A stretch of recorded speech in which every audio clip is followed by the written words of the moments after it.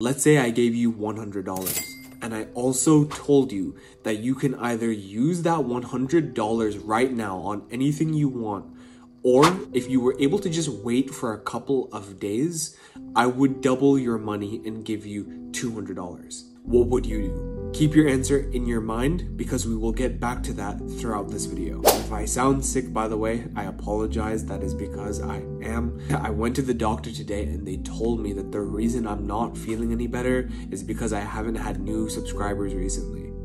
Anyways, a similar scenario was done back in 1970 at Stanford through an experiment. This experiment was done with a bunch of kids back in elementary school.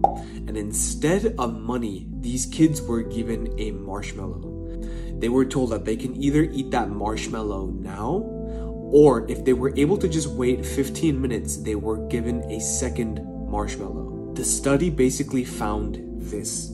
The kids who were able to resist eating that first marshmallow and waited for the second one were found to perform much better in school, having a higher GPA, performing better on the SATs, and getting into better colleges.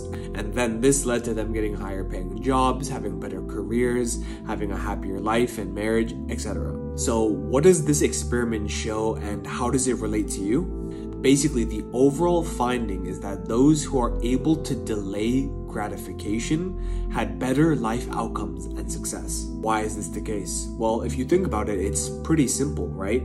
If you are able to delay or sacrifice your immediate needs and desires for something greater long-term, you're probably gonna have better long-term success, right? And it's probably safe to say that your long-term goals are probably a lot more meaningful and a lot more fulfilling than eating a box of donuts right now, right?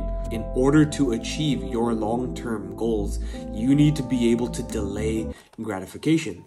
Think about it, those kids who did better at school, that's not something that came overnight. That's something that takes years of doing well on tests, on assignments, until you finally get into that dream school of yours or that dream job. It takes a lot of work and immediate sacrifice.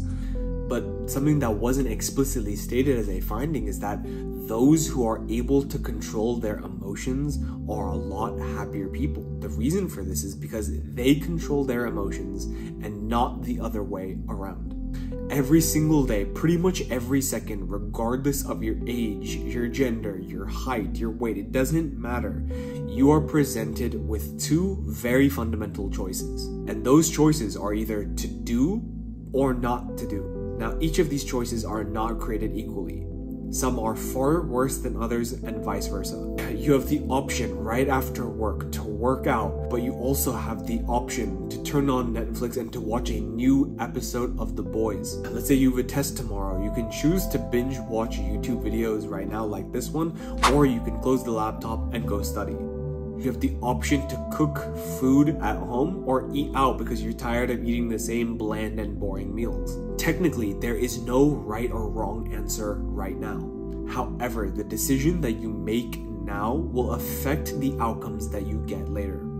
If you pick the easier option, you can enjoy now, but if you pick the harder option, you may not enjoy as much now, but the outcomes will be far greater than any enjoyment that you would get right now.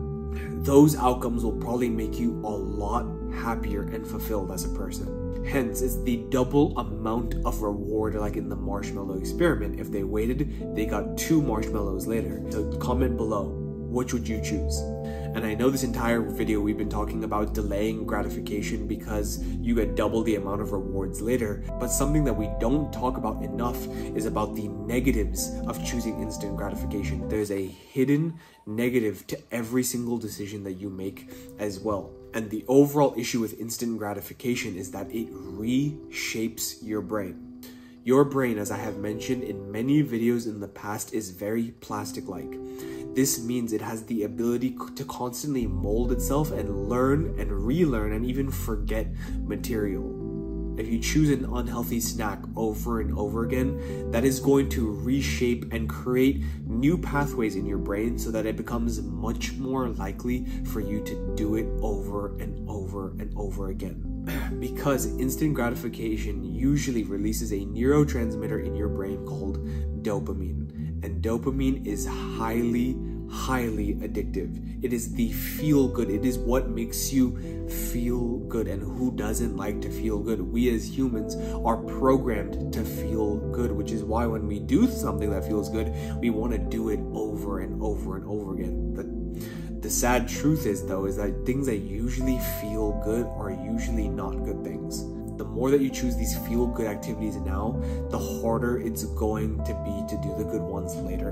And look, chances are none of this information is brand new to you. You already know the dangers of scrolling. You know the dangers of watching porn, smoking weed, all of these things. But you constantly find yourself doing it over and over again, not seeing any progress towards the goals that you've set out at the beginning of the year. You need to change the wiring, the pathways in your brain. And you do that by doing the hard things in your life that you are putting off. The best way to get yourself to do hard things, which is the way that I did it, is by starting very small.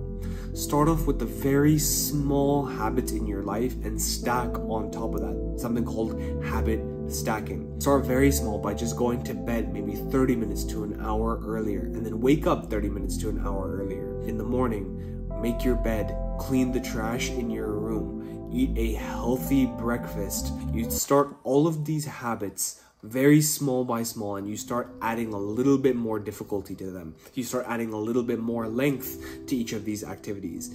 And that is how you end up developing good habits.